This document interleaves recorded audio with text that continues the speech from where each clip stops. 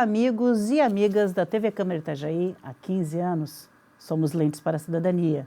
E este é o Câmara Aberta, que hoje faz mais um programa especial do ano de 2025 sobre o Agosto Lilás, mês dedicado ao combate da violência contra as mulheres. E é também em alusão ao Agosto Lilás que a Câmara de Vereadores de Itajaí, durante este mês, está com a fachada da sede iluminada na cor lilás, a fim de chamar a atenção para esse que é um problema grave no Brasil. Conforme o último mapa brasileiro da segurança pública, em 2024, registraram-se 1.459 feminicídios e também houve um aumento significativo nos casos de estupro notificados, que chegaram a mais de 83 mil. A situação do nosso estado não é melhor, já que, de acordo com o Observatório da Violência contra a Mulher de Santa Catarina, em 2024 foram 51 feminicídios e de janeiro a junho deste ano, agora 2025, já ocorreram 23 feminicídios e o número não para de subir, infelizmente. Além disso, nosso estado também registra mais de 16 mil medidas protetivas requeridas somente agora no ano de 2025. E para aprofundarmos o conhecimento sobre o combate à violência contra a mulher, nós recebemos hoje a advogada que preside a Comissão de Prevenção e Enfrentamento à Violência Doméstica e Familiar contra a Mulher da OAB de Itajaí, a doutora Adriana Clara Bogo dos Santos, e também a assistente social da Casa Alva de Acolhimento a mulheres vítimas de violência, a Silvia Michele Pereira de Souza. Doutora Adriana e Michele, sejam muito bem-vindas aqui ao nosso Câmara Aberta. Boa tarde, Michele, boa tarde, Elis. Muito obrigada pela oportunidade de estar aqui, podendo contribuir com informações importantes, né? Esse é um mês para a gente refletir, para a gente exigir, para a gente buscar difundir cada vez mais informações necessárias e fundamentais para a gente enfrentar esse problema tão preocupante que ainda assola a sociedade brasileira, que é a violência contra a mulher. Com certeza. Michele, também seja muito bem-vinda aqui ao nosso programa e você sendo representante de uma instituição tão importante e tão necessária para a nossa sociedade. Boa tarde a todos. Sim, nós conseguimos dentro da casa, a cada atendimento, identificar as demandas existentes no município, né? Então, muitas têm curiosidade de saber como que a casa funciona e como que ocorre o acolhimento. E engraçado saber que, apesar de nós estarmos dentro do município de Itajaí há 6 anos, né? Mas a casa já tem 8 para 9 completos, a gente observa que muitas mulheres chegam para nós e nem se tem ideia de que existe esse serviço, né, prestado dentro do município de Itajaí para essas mulheres, né? E a gente vai falar sobre isso tudo já daqui um pouquinho, né? Antes da gente começar especificamente o tema de cada uma, né? Porque uma conversa, mas a gente tem que falar de várias ações que o mês do Agosto Lilás é uma série de ações. A Câmara de Vereadores, já há muito tempo também, ela tem uma ação da Procuradoria da Mulher que chama Mulher Segura, Tarefa de Todos. É um concurso de vídeos que é destinado às crianças do ensino fundamental, das escolas públicas e privadas e também do ensino médio. E nesse ano, a temática desse concurso de vídeos é o papel do homem, da infância até a idade adulta, o papel do homem na prevenção da violência contra a mulher. E a gente tem uma falinha da nossa Procuradora Especial da Mulher, a vereadora Liliane Fontinelli, que eu gostaria ela explica um pouquinho exatamente por que esse tema foi proposto esse ano, chamando os homens para essa discussão. Vamos assistir a fala da vereadora Liliane? A ideia é que na infância e na adolescência, o homem ele já começa a ser moldado, né? Seja nas suas atitudes dentro de casa, na escola. E essa forma como ele é educado é que vai refletir e vai impactar na sua vida adulta, na forma como ele vai tratar a mulher na vida adulta? Então, assim, tomando como base o que disse a vereadora Liliane, né, e também levando em consideração a conversa que eu tive agora há 2 dias aqui no próprio Câmara Aberta com as representantes das polícias, tanto da Polícia Militar da Rede Catarina, quanto uma representante da DPCAM, né, da Delegacia de Proteção à Mulher aqui de Itajaí, que elas me falaram assim, de que, inclusive, a própria DPCAM tem projetos nesse sentido, de chamar também o homem, inclusive o homem agressor, para que ele consiga mudar essa consciência. Adriana, você que trabalha lá na Comissão de Prevenção e Enfrentamento à Violência contra a Mulher da OAB, vocês também têm essa preocupação de chamar, no caso, de achar que o homem, o potencial agressor, que se espera que não venha a ser, mas que pode ser, para que se mude essa cultura? A nossa comissão ela tem um papel um pouquinho diferente, né? Nós não conseguimos intervir nesse sentido. Mas, de fato, é uma cultura que precisa ser trabalhada muito antes, né? Na questão da educação Na questão ainda. da educação. Por exemplo, nós temos agora, durante o mês de agosto, uma campanha de prevenção, onde a gente vai nas escolas, né, difundir o que é violência doméstica, ou seja, trabalhar a prevenção com alunos dos 9º anos das escolas municipais. Então, isso já é um trabalho que a nossa comissão faz há uns 3, 4 anos em parceria com a Secretaria de Educação. Por quê?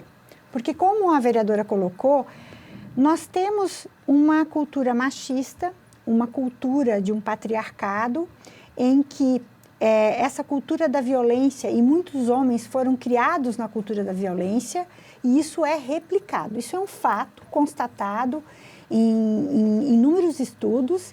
Inclusive, eu já dei palestra em alguns locais e que homens, só para homens, e muitos homens relataram o seguinte: olha, eu vi o meu pai fazer isso e eu fui ensinado, ou essa foi a minha, o que eu aprendi a como tratar uma mulher, né? Então, de fato, a gente não pode dissociar uma coisa da outra. A gente tem que trabalhar isso. Isso começa com o quê? Com educação, com cultura, né? Com desmistificar isso, né? Mas, por outro lado, há situações em que esse homem ele vai poder participar, por exemplo, na esfera judicial, de alguns grupos que a gente chama de grupos reflexivos, que nós temos aqui na comarca, né? Mas tem algumas questões ainda que são muito difíceis porque muitos homens relutam e não querem participar quando não há uma obrigatoriedade. Então, aí nós vamos entrar numa outra dificuldade. Para esses homens que não conseguem se verificar como agressores, e sim como eu estou agindo numa conduta tipo assim, olha, eu já vi relatos assim, olha, eu só quis corrigi-la. Eu apenas quis mostrar para ela que ela entende como essa violência como uma coisa normal, né? Entende como, muitas vezes, inclusive, às vezes eles acham que estão fazendo aquilo com uma proteção, uma forma de carinho. Sim. Por exemplo, Michele, você já trabalha na assistência social há muito tempo e só na própria Casa Alva há 1 ano e meio, é isso, né? Eu trabalho como assistente social na casa, vai fazer 1 ano, mas eu conheço a casa desde 2020, fiz estágio da faculdade lá dentro, trabalhei como educadora social também lá dentro. E assim, na tua experiência dentro da casa, com as histórias que você ouviu, como é que é essa questão? Tem muita mulher que chega lá exatamente narrando esse tipo de conduta, por exemplo, que a Adriana nos colocou. Não, eu só queria corrigi-la, às vezes se culpabilizando pela violência sofrida. Sim, é muito recorrente, tá? Essa pontuação da doutora Adriana é muito recorrente para a gente ouvir ali, porque elas normalizam a violência em si. Né? É muito cultural. Meu pai batia na minha mãe, Ela cresceu vendo o pai violentando a mãe, agredindo a mãe, e ela acaba entrando num relacionamento assim, normalizando, porque ela viveu dentro desse contexto. Ela viveu num ambiente de violência, então para ela isso é normal. Então, quando ela chega para nós, quando a gente começa a fazer os primeiros atendimentos, né, eu e a psicóloga, que a gente começa a pontuar para elas agressões, elas... Por incrível que pareça, algumas falam, não, mas eu mereci, eu já cheguei a ouvir, eu mereci isso porque eu provoquei. Eu fiz tal coisa, eu provoquei tal situação. Quando a gente pontua para elas que é necessário a gente fazer o boletim de ocorrência, é necessário a gente fazer o pedido da medida protetiva. Inclusive, eu acho interessante, na hora que é feita a medida protetiva, existe uma questão ali onde a moça pergunta, você quer fazer com que ele participe desses grupos reflexivos? Algumas falam, não tem problema, que ele vai ficar muito nervoso. Então, outras não querem fazer a medida, outras não querem representar, entendeu? Porque elas identificam que isso vai deixar ele muito nervoso, ou elas já sabem que futuramente elas vão voltar para eles e elas não querem trazer essa... elas usam uma fala engraçada, elas não querem fazer eles ficarem mais nervosos ainda ou prejudicar a vida deles. Então, a gente observa que sim, elas trazem essa cultura, elas normalizam a cultura da violência e elas só conseguem identificar que ela é vítima de violência doméstica quando ela sofre a agressão física. Somente. Então, elas não conseguem identificar que o fato dele reter um patrimônio, o fato dele moralmente desqualificá-la na frente de todos, ou o ato de intimidade em si, forçado, elas não conseguem fazer essa identificação. Elas não identificam isso como sendo uma violência. Ela acha que isso é a rotina normal de um casamento. A briga em si, ou a falta de respeito dele com ela, até um certo ponto é normal, elas normalizam. Então, quando a gente faz a nossa terapia com elas, a nossa conversa com elas, aí elas falam, eu já passei por isso é violência? A gente fala, isso é violência. Isso que tem que ser, isso que tem que ser combatido. Você não pode admitir isso daqui, porque a casa ela vai acolher durante um período e não é compulsório, vai chegar um momento que elas vão sair. Então, a gente precisa preparar essas mulheres para identificar os pontos perigosos, que a gente chama, né, de um futuro agressor. E para não se relacionar num novo relacionamento abusivo, né? Por isso que a gente bate muito nessa tecla, né, dos tipos de violência, né, que até hoje se divulga muito, né, está em todas as mídias os tipos de violência, mas muitas mulheres só identificam a violência quando ela chega no ápice da violência, que é a violência física. E no ápice mesmo, que é o feminicídio e a tentativa de feminicídio, né? Como você falou, né? Nós tivemos um aumento de 0,7% dos feminicídios, né? Por quê? Porque muitas vezes esse ciclo não é rompido antes. Na grande maioria ele não é rompido antes, porque o xingar, o humilhar, o reter documentos não é visto, é normalizado como um relacionamento. Ah, mas ele é um bom pai. Ele faz isso comigo, mas ele é um bom pai. Se ele faz isso, ele não é um bom pai. Isso é uma coisa que tem que ser, é um discurso que tem que ser desconstruído. É verdade. Né? E isso se trabalha com educação, com informação adequada. Nós, inclusive, temos discursos que buscam desconstruir direitos que foram conquistados a muito custo. Nós temos nas mídias sociais aí discursos horrorosos, buscando desconstruir a própria Lei Maria da Penha, né? Infelizmente, esse é um caso bem grave, porque teve inclusive uma campanha bem, eu vou dizer assim, sórdida, né? De uma rede, enfim, de internet que fez um vídeo desqualificando e colocando mentiras mesmo. Sim, ela está sob proteção, inclusive. A própria Maria da Penha está sob proteção por causa, né? Por causa desses discursos de ódio, né? Inclusive desqualificando toda uma história que é comprovada, né? Comprovada, né? O Brasil, ele não foi condenado, mas ele foi recomendado pela Corte Interamericana de Direitos Humanos, no caso dela. Ela foi compensada e o Brasil teve que fazer a legislação aliado aos movimentos feministas, né, que culminaram na nossa lei, que é quem estuda a lei vê que é uma lei maravilhosa, ela só, infelizmente, falta efetividade por N motivos, né? Mas, inclusive, muito por essa questão cultural mesmo, que se tenta quebrar esses paradigmas de, não, eu mereci, como foi esse caso que você relatou, Michele, dessa questão, quebrar essa questão cultural mesmo, né? Precisa de tempo para isso e precisa cada vez mais reforçar essas mentiras que andam por aí, que estão... A gente observa que elas trazem muita vergonha nos relatos, né? Porque a gente escuta muito delas assim, eu não casei para ser... Eu casei para ter uma família, eu casei para ter meus filhos, né? Então, quando elas observam que o sonho que elas construíram não aconteceu exatamente do jeito, isso traz muita vergonha.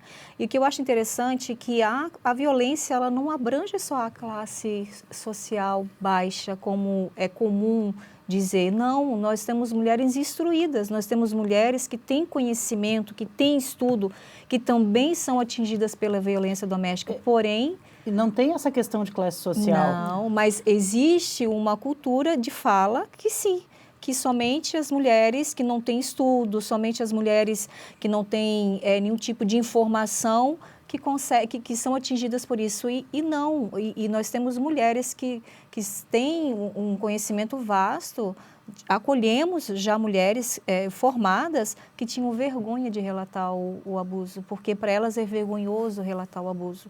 E nós batemos numa situação que para mim também é preocupante, é que quando essas mulheres chegam até aos locais para pedir socorro, não há um tratamento adequado para elas, não há um tratamento específico, uma escuta sensibilizada para essas mulheres. Há relato de mulheres que falaram para nós que desistiram de fazer o boletim de ocorrência devido ao tratamento que elas receberam lá, na hora de fazer o boletim, de confeccionar o boletim. Uma escuta, eu nunca vou esquecer de uma das mulheres que, né, inclusive foi um tema para o meu TCC, que ela falou assim que ela ficou 2 horas esperando para fazer um boletim, toda machucada. E quando ela saiu, ela só escutou a fala, a gente vai ter que fazer o boletim porque ela está aguardando ainda. Eles demoraram o tratamento para ver, eles demoraram na questão do atendimento para ver se ela desistiu. Então, existem algumas falhas que a gente precisa... nós, se me permite, aí nós entramos nessa questão, né, da falta da efetividade na prestação do serviço institucional, né? Nós temos diversas leis que implementaram delegacias 24 horas, né? As DPCAMs que não estão funcionando, né? Nós temos a falta de estrutura, né? Isso é um relato frequente, né, das pessoas que eu atendo. E o número de DPCAMs, na verdade, ele é ainda muito baixo. Nós temos aí quantos municípios, quantas comarcas, e nós temos, acho que são, se eu não me engano, são 20 e poucas cidades que têm DPCAM aqui no nosso estado. E as que têm estão com baixo pessoal, efetivo, né? Muito baixo efetivo, baixa qualificação no atendimento, no que eu digo, não há pessoal qualificado, porque há muitos estagiários, e isso é uma reclamação do próprio pessoal que está lá, que está sobrecarregado, né? Então, nós temos a sobrecarga de quem está atendendo, e, por outro lado, aqui em Itajaí, por exemplo, nós temos uma demanda muito grande. Então, nós já tivemos relatos disso, né, de que há agendamento para o boletim de ocorrência. Mas como agendamento? Mas aí, na época, né, a delegada, olha, eu estou fazendo agendamento para não deixar a pessoa esperando 3, 4 horas. Mas, por outro lado, mas como agendamento? Eu preciso fazer hoje para pedir hoje. Então, assim, como é que a gente resolve isso? A gente resolve com... Aumento da estrutura. Aumento da estrutura, aporte financeiro. Né? O Estado tem que... Não adianta a gente ter uma legislação excelente que nós temos se nós não temos investimento público. Com certeza. Esse é um assunto, Adriana e Michele, que a gente ainda vai aprofundar mais agora no segundo bloco, que nesse bloco nosso tempo já foi, é o tempo da gente tomar uma água, descansar um pouquinho e a gente volta falando a gente tem muita coisa importante ainda para falar. É só um minuto, a gente já volta.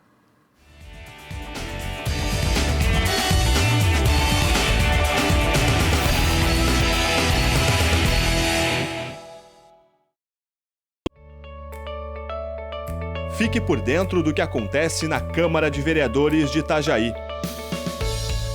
Inscreva-se no canal do YouTube. Curta a página no Facebook. Siga o perfil no Instagram. E também no X. Acompanhe todo o conteúdo do Poder Legislativo nas redes sociais. @Câmara Itajaí.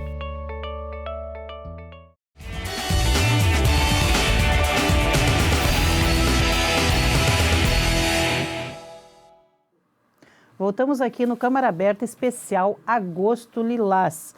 Hoje, entrevistando a doutora Adriana Bogo, da subseção de Itajaí da OAB, e também a Michele de Souza, assistente social da Casa Alva de Itajaí, que é uma casa de apoio. E eu quero abrir, inclusive, contigo, Michele, porque nós recebemos durante essa semana que a gente estava preparando aqui esses especiais, algumas perguntas da nossa Câmara Mirim. Né? Nós temos aqui adolescentes que são vereadores e vereadoras mirins, que têm ali seus 14, 15, 16 anos, e elas nos mandaram perguntas muito interessantes. Por exemplo, deixa eu ver aqui, a Silvia, que veio de uma colega nossa, a Fabrícia Prado. Essa não foi da vereadora Mirim, mas foi bem interessante a pergunta que ela fez. Ela perguntou como fica a educação, as aulas formais das crianças que são abrigadas junto com as suas mães na casa de acolhimento. Tem uma determinação para isso, né? Sim. Todas as mulheres que chegam na casa com crianças, né, a gente faz o levantamento das demandas, a gente busca saber aonde que essas crianças estavam inseridas, né, na unidade escolar. Eu entro em contato com essa escola, informo o que está acontecendo e busco uma escola próxima da instituição para que elas dêem uma continuidade nos ensinos de forma normal, né? Inclusive, há pouco tempo, eu acho que foi aqui na Câmara de Vereadores, não sei se foi ano passado ou ano retrasado, que foi feita, inclusive, uma lei dando a prioridade dentro do município para a prioridade da vaga é dessa criança. Sim. A nossa casa hoje está com bastante crianças, se eu não me engano, a gente está com 16 crianças na casa, junto com as suas mães, né?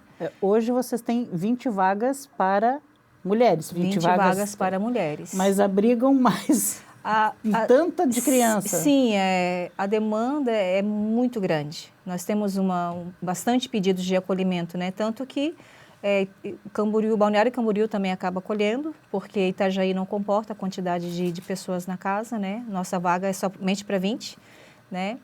Mas essas crianças, a gente busca fazer com que essa mulher mantenha a rotina normal de cuidados dela com os filhos, né? A gente busca trabalhar a autonomia dela como mãe, porque o acolhimento não é para sempre, é um acolhimento que vai chegar um momento que ela vai desacolher.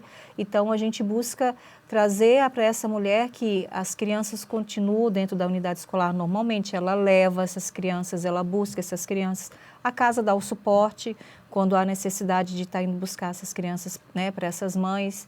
E essa mulher sai para trabalhar normalmente, ela só tem um horário para retornar, mas essa dinâmica familiar dela é mantida. Né? Até para tentar quebrar o mínimo possível de uma família que já está fragilizada, né? Eles chegam bastante assustados, né? Porque alguns nunca passaram por um acolhimento. Eu acho interessante que muitos chegam muito assustados, achando que é um ambiente totalmente fechado. E não, quando eles chegam, eles veem que é uma casa mesmo, com a sua funcionalidade normal de casa. Então, a gente busca realmente manter essa rotina para que ela entenda que os filhos, ela que vai estar levando para a escola, as reuniões ela vai estar participando, se ela precisar participar de uma festa, ela vai participar dessa festa. Essa rotina também é mantida para que ela não perca, né? A questão da educação também é a mãe que é responsável pela educação dos seus filhos, né? Uhum. E assim, Michele, você acabou de falar assim, elas sabem que elas não ficam para sempre com a gente. Uhum. Não existe eu também sei, porque eu acho que foi ano passado, eu entrevistei, quando ainda se chamava Casa das Anas, eu entrevistei outra pessoa E ela me disse, não tem um tempo determinado, existe uma média, uma base, né? Mas cada caso é um caso. Cada caso é um caso. Então, assim, eu acho que daí a gente pode ligar com uma outra pergunta que eu recebi daí, sim, da vereadora mirim Ana Lua Girão, que é do Colégio Unificado, que ela perguntou como é que funciona primeiro a recepção das vítimas e depois ela perguntou assim, vocês ajudam na recuperação dessas vítimas para que elas possam voltar de forma segura para a sua rotina normal, a sua casa, a sua vida? Nós temos hoje na casa um fluxo de muitas mulheres de fora, né, sem nenhum tipo de rede de apoio no município. Então, quando elas chegam, né, a gente apresenta a casa a princípio, né, então a gente no primeiro dia a gente só procura acolher e acomodar. Né? Os acolhimentos geralmente acontecem no finalzinho do dia, às vezes elas já passaram o dia inteiro na delegacia ou o dia inteiro no CRES, estão cansadas, as crianças assustadas. Né? Então, no primeiro momento, a gente acolhe essas mulheres. O emocional dela está... Sim, chegam bem, cacos, as crianças, né? Também, né? Muitas chegam machucadas, né? Então, no primeiro momento, a gente acolhe essas mulheres, sim, e no outro dia, tanto eu quanto a psicóloga, a gente faz o atendimento, a gente mostra a casa, a gente traz para ela a segurança de que o local é um local seguro, né? Sigiloso. A gente traz todas as informações da casa para ela, né? E nós, sim, a gente faz um trabalho para que ela tenha autonomia como mãe, a gente busca reestruturar a família, né? Há mães que chegam com os vínculos totalmente fragilizados com os filhos. Então, a gente entende que se a gente não trouxer para essa família, né, essa consciência de vínculo restabelecido, ela não vai conseguir dar continuidade lá fora. E o que é normal acontecer, Liz? É normal acontecer que se essa mulher não se permitir ser cuidada dessa maneira, ela vai retornar ao agressor e vai retornar novamente àquele ambiente. É muito recorrente acontecer, é frustrante a gente falar isso, mas acontece da gente mostrar para essa mulher que ali ela tem condições de se restabelecer, que ela pode permanecer conosco, que ela vai ter o suporte nosso da casa para as questões médicas, jurídicas, assistenciais, tudo isso ela vai ter ali dentro da casa. Mas muitas não conseguem cortar o vínculo com o agressor, né? Então, elas acabam não permitindo que a gente consiga dar continuidade dentro desse serviço. Mas a gente busca trazer, sim, ela para o mercado de trabalho, documentos, muitas chegam com documentos rasgados, que os agressores acabam rasgando, a gente faz tudo isso. As que permitem, a gente consegue ter sucesso. Né? E, infelizmente, aquelas que não conseguem quebrar esse ciclo, elas acabam retornando ao agressor e, infelizmente, o nosso trabalho não consegue ser concluído. E agora eu queria, assim, voltar para um tema que a gente até falou bastante no primeiro bloco, principalmente com a Adriana. A Adriana colocou muitas situações, que são os variados tipos de violência, as diferenças dos tipos de violência. Inclusive, no nosso concurso Mulher Segura Tarefa de Todos do ano de 2023, um dos vídeos vencedores foi o do Colégio de Aplicação da Univale, do CAL, do Fundamental 7 a 9, que eles fizeram exatamente mostrando isso. Não é só a agressão física, é muito mais. Vamos colocar o vídeo e depois a gente fala sobre esses determinados tipos de violência.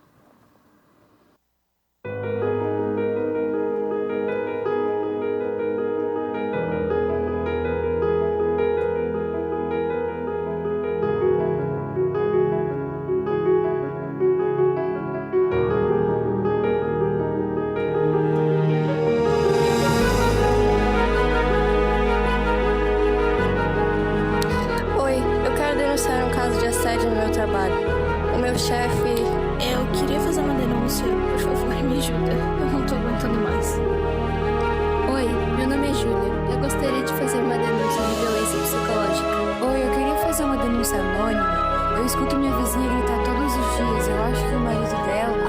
Alô, alguém pode me ajudar? Por favor, é o meu tio, ele tenta me abusar toda vez. Tia, meu pai, ele tá batendo na minha mãe. Por favor, me ajuda. Inclusive as crianças até, eu falo as crianças, né, porque a gente já tem, né, as adolescentes, eles colocaram até a questão da violência psicológica, mas acho que você tem bastante propriedade para falar isso. Você diz assim, quando a gente vai, pessoal da comissão, né, nas escolas e nos outros locais, e coloca isso para as pessoas não conseguem ver que isso é violência, né? Até me surpreende muitas vezes que quando a gente vai nas escolas, e são 9º anos, ou seja, são adolescentes de 13, 14 anos na média, né? Há uma receptividade muito grande, né? Em entender isso. Então, eu vejo que a informação adequada, ela surte efeito. Então, mas há preciso uma continuidade, né? Em se falar, hoje nós temos o crime, veja só, olha o avanço que nós tivemos. Nós temos o crime autônomo de violência psicológica, em que nós já temos condenações por violência psicológica, né? A Lei Maria da Penha, ela não é uma lei penal, né? Ela não é. Ela traz os tipos de violência. Mas, a partir daí, nós tivemos uma alteração no Código Penal que trouxe o crime de violência psicológica. E nós Como é que se configura esse crime de violência? Ele está previsto no artigo 147, eu acho, do Código Penal. E lá o tipo penal é humilhar, constranger, causar baixa autoestima, enfim, é um tipo penal, né? Muito parecido com o que a Lei Maria da Penha já traz na configuração do que é violência psicológica. E, claro, isso vai depender também da prova. É o que configura uma relação abusiva, muitas vezes, né? Sim, porque a relação abusiva, ela está permeada dessa violência psicológica, né? Com xingamentos que vão levar a esse dano psicológico, né? Então, por isso que a gente sempre orienta assim, o que a gente orienta? Por isso que é importante formalizar, identificar. Como a Michele falou, muitas não identificam que tudo que elas passaram é um tipo de violência, né? Então, xingar, amedrontar, humilhar, dizer que você não é capaz, isso vai gerar o quê? Ao longo de um relacionamento, baixa autoestima, depressão. Isso vai gerar o quê? Uma violência psicológica. Isso é uma violência psicológica. Isso quando não evolui, né? Isso quando não evolui, até um suicídio. Sim. Né? Então, isso hoje está reconhecido juridicamente. É um avanço enorme. Então, legislativamente falando, nós avançamos, mas nós precisamos mais que isso. Nós precisamos efetivar o que nós temos legislativamente falando, né? Nós temos a lei do feminicídio hoje, que é o maior crime no Código Penal, de 20 a 40 anos, né? Tudo bem que não basta nós termos só lei, né? Se nós tivéssemos só lei, tudo seria maravilhoso, porque nós temos um arcabouço jurídico maravilhoso. Como se simplesmente a existência da lei resolvesse, né? Nós sabemos que homens que têm esses problemas, independente, se ele soubesse que ele vai ser condenado a 40 anos, ele não faria, não. Né? Ele vai cometer do mesmo jeito. Nós tivemos agora, infelizmente, do dia 1º de agosto, aqui na região do Vale do Itajaí, né? 4 feminicídios. Além dos 23 que nós tivemos até em junho, nós tivemos agora. Gente, hoje nós estamos gravando dia 6. São então, do 6 dia 1º, dias. Nós tivemos em Rodeio, nós tivemos em Gaspar, e nós tivemos mais 2, tivemos uma tentativa aqui em Itajaí. Então, alguma coisa está acontecendo, a nossa sociedade está doente. Né? Então, o que nós estamos fazendo aqui, nós vamos ter que continuar fazendo em agosto, em setembro, em outubro, em novembro, em dezembro, né? E informação adequada, prevenção, família. E quando isso extrapola, sim, aí nós temos que agir. O judiciário vai ter que agir, a rede de apoio vai ter que agir, né? As casas de acolhimento. Olha que avanço nós tivemos. Nós ter uma casa de acolhimento. E ainda são muito poucas as vagas em casa de acolhimento. Está vendo assim, são 230 vagas no estado. E há muita resistência ainda. Em apenas 10 cidades, gente. Só 10 cidades. Eu vejo que também há muita resistência das mulheres. Elas acham que uma casa de acolhimento é uma vergonha. Uma vergonha. Né? Ir por uma casa de acolhimento. Quando muitas, e nós temos um caso, que eu não sei, sobre um caso gravíssimo, nós tivemos aqui em Itajaí, né? Ela ficou até mais tempo do que o normal, ela teve um bebê lá na casa de acolhimento, ela só não foi morta por pouco. E foi a casa de acolhimento que conseguiu salvá-la. Né? Foi o caso que mais permaneceu conosco. Por não ter, né? E a gente tem um fluxo migratório muito grande do Nordeste e do Norte para cá. E essas mulheres, elas não têm rede de apoio nenhuma, como a Michele falou. Não. Então, elas não têm um parente, elas não têm nada. Então, mais uma vez falando, né? As casas de acolhimento são importantes. Hoje, nós temos em algumas cidades a Casa da Mulher Brasileira, onde reúne vários serviços. É uma coisa a se pensar aqui no nosso município. Pelo menos na micro-região aqui deveria ter, né? A gente está com o nosso tempo de novo estourado, mas é que é muito tema. Um programa só não daria conta. Eu acho que a gente vai precisar fazer mais até o final do ano, não apenas agora no Agosto Lilás.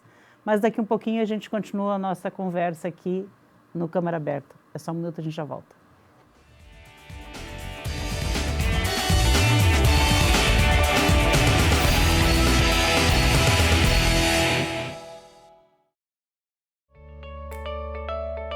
Fique por dentro do que acontece na Câmara de Vereadores de Itajaí.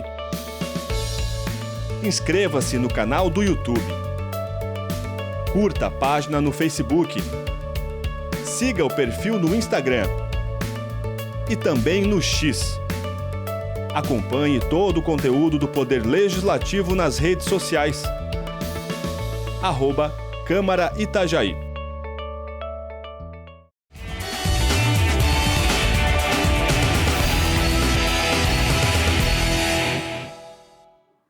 Voltamos aqui no Câmara Aberta Especial Agosto Lilás, hoje entrevistando a doutora Adriana Bogo e também a Michele de Souza, que é da Casa Alva.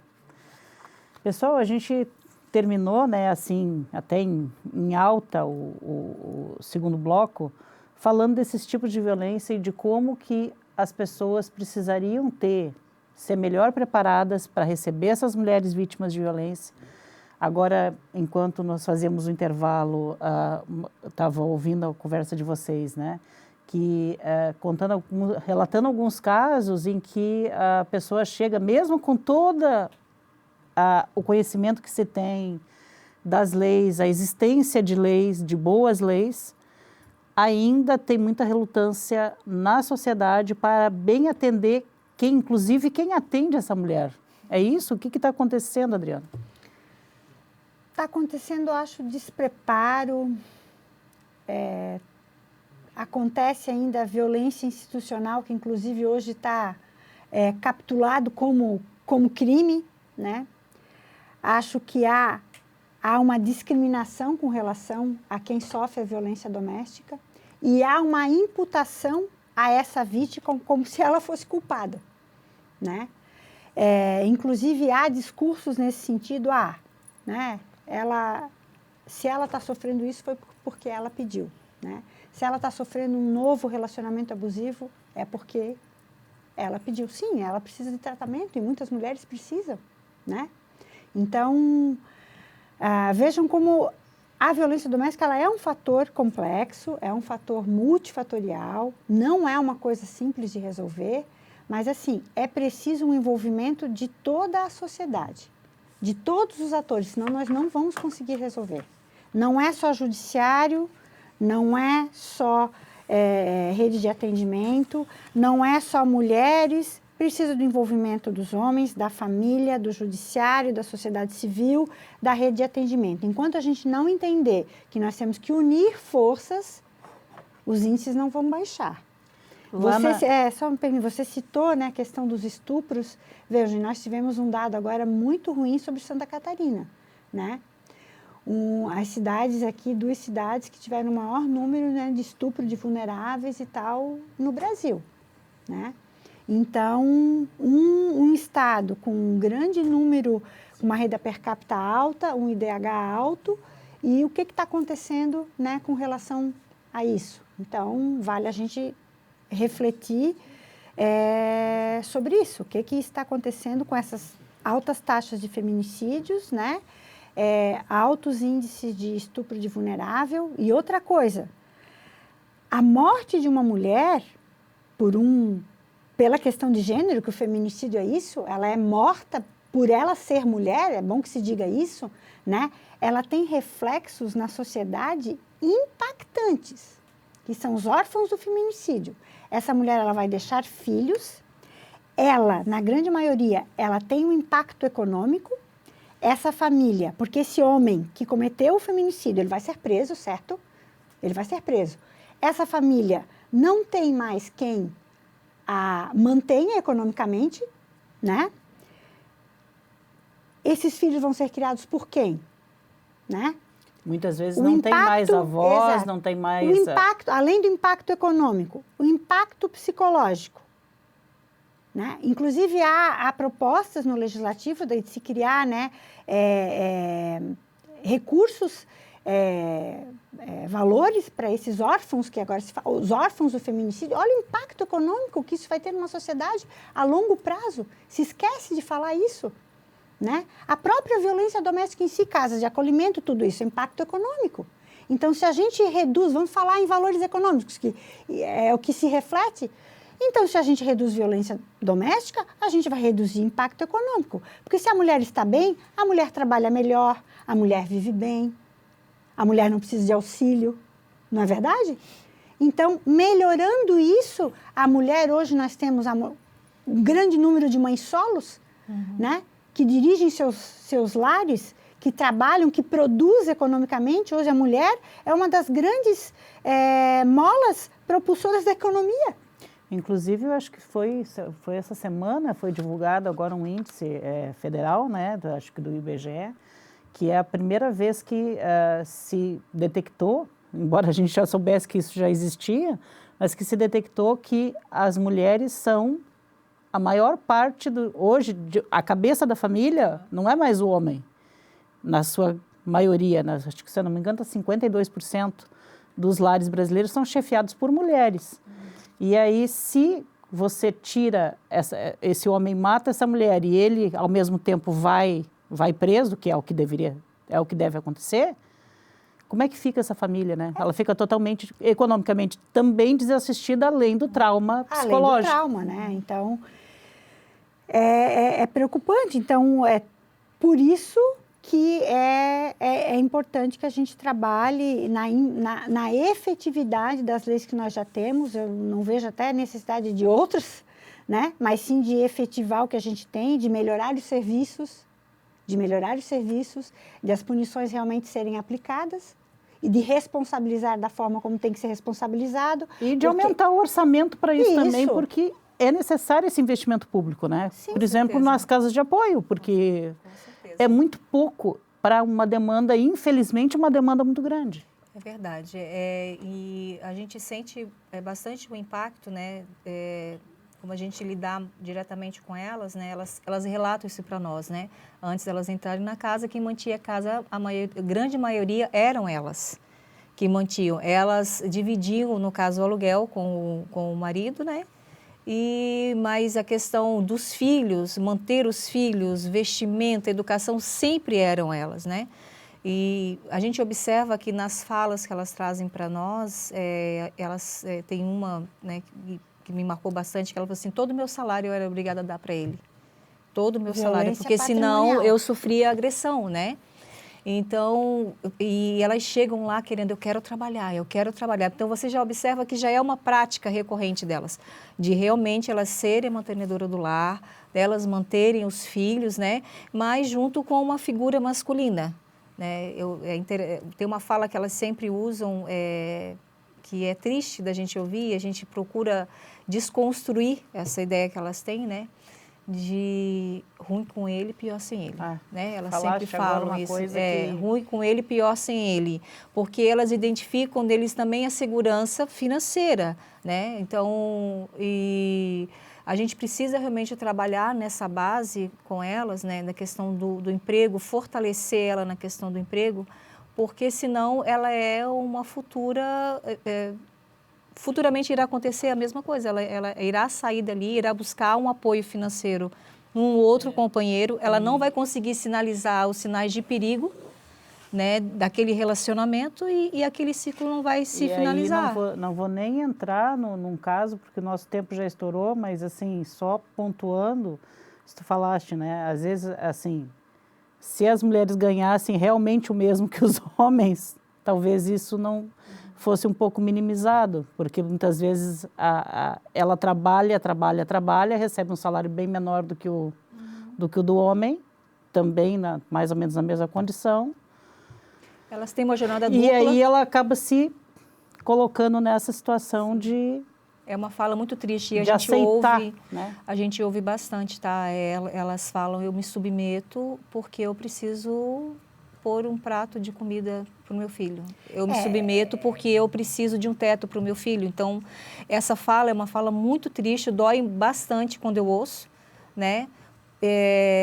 E a gente entende que, de certa forma, ela tem razão, no sentido de que ela não tem esse apoio, o único apoio que ela tem é desse agressor, né? Então, a gente procura desconstruir, empoderar ela, fazer com que ela observe que ela consegue... Para a questão da independência econômica, né? Aí, então, isso. A gente fala para ela voltar a estudar, a gente incentiva que ela se profissionalize em algo, entendeu? Para que ela entenda que ela, sim, ela consegue, sim. E só pontuando que esse é a realidade da maior parte, mas não apenas, porque também existe em todas as violências, inclusive a violência patrimonial nas classes mais abastadas, porque a mulher aceita, né? Até tivemos casos recentes aí de famosos, né, relatando a questão da violência. É verdade. Olha, a gente só queria pontuar aqui, porque nosso tempo já estourou de novo, mas assim, a gente tem que falar, tá, gente? Não fique calada, denuncie a violência que está sofrendo, pelo Disque 100, pelo 180, procure as DPCAMs, ligue no 190 se precisar, acesse o aplicativo da PMSC Cidadão. Em todos esses locais você consegue ter essa rede de apoio necessária para ter aquele atendimento mais emergencial. Lá na OAB também tem alguma forma de atendimento? Não, a nossa comissão, nós temos um contato lá na OAB para informações jurídicas e orientações, né? Isso a pessoa pode procurar? Pode procurar. E destacando que se a vítima pode fazer hoje o boletim de ocorrência virtualmente na delegacia civil. Nós temos na página da Polícia Civil um ícone que fala lá, violência doméstica. Então, ela pode, se ela não quiser ir até a delegacia, ela pode fazer virtualmente o boletim. Né? Claro, isso é muito importante porque às vezes é difícil fazer pelo celular, mas quem tem acesso de outra forma, ela pode fazer o seu relato lá. Claro, depois ela vai ser chamada à delegacia e outra coisa muito importante, eu sei que o tempo está acabando, mas é muito importante que essas mulheres, quando estejam na delegacia e vão responder os questionamentos, elas vão responder um formulário que chama Formulário de Avaliação de Risco. É importante que elas leiam com muita atenção e respondam com bastante sinceridade, com bastante atenção aquele formulário. E que formulário de avaliação de risco. Avaliação de risco. Quando se pede uma medida protetiva, esse formulário é aplicado na delegacia. E que elas perguntem se tiver dúvida. Perguntem para quem for lhe atender. Não tenham vergonha. Perguntem por policial, por estagiário, para quem estiver lá, tá? E a nossa comissão fica à disposição, se quiser uma orientação, a gente vai tirar essas dúvidas, né, se precisar, tá? Com certeza. Aqui eu tenho certeza que nosso tema não se esgota, muito pelo contrário, a gente ficou com um monte de questões ainda para falar. Mas, por enquanto, eu gostaria de agradecer demais o tempo despendido de vocês estarem aqui conosco e trazer tanta informação relevante e tanta experiência, né, no trato de vocês, na função que vocês exercem em defesa do enfrentamento e combate, né, à violência contra a mulher. Muitíssimo obrigada a ambas. Pela oportunidade, Alice. Foi um prazer. Foi um prazer tê-las aqui. Obrigada. E é um prazer também continuar com a sua audiência, seja aqui no canal 14 da Claro TV ou ainda no YouTube da TV Câmara Itajaí. Há 15 anos somos Lentes para a Cidadania e não se esqueça, tá?